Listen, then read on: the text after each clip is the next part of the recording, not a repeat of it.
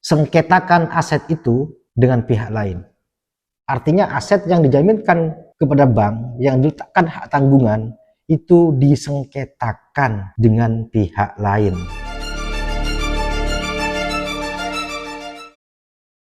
Barangkali itu menjadi rahasia, bukan menjadi pengetahuan yang sangat lumrah lah. Jadi beberapa orang mungkin sudah paham.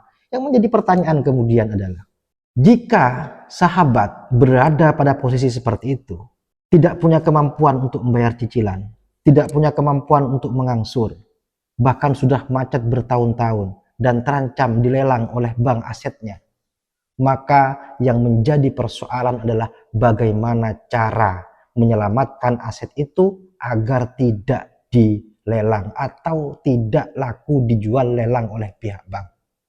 Nah, ini yang menjadi PR ini, karena tidak semua orang punya kemampuan untuk membayar cicilan secara baik, atau bahkan tidak sedikit orang yang macet bayar, yang gagal membayar, atau bahkan sudah dianggap wan prestasi oleh bank.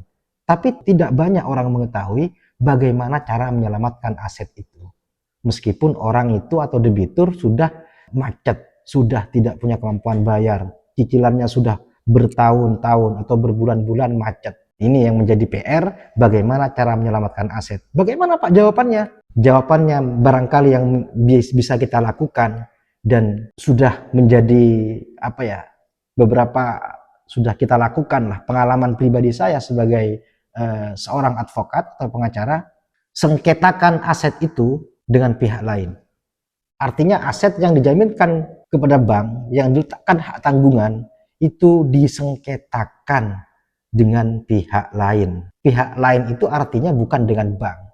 Contoh misalkan, aset itu aset warisan yang semua ahli waris punya hak di situ. Sengketakan dengan para ahli waris yang lain. Ajukan ke pengadilan. Atau bahkan dengan cara banyaklah.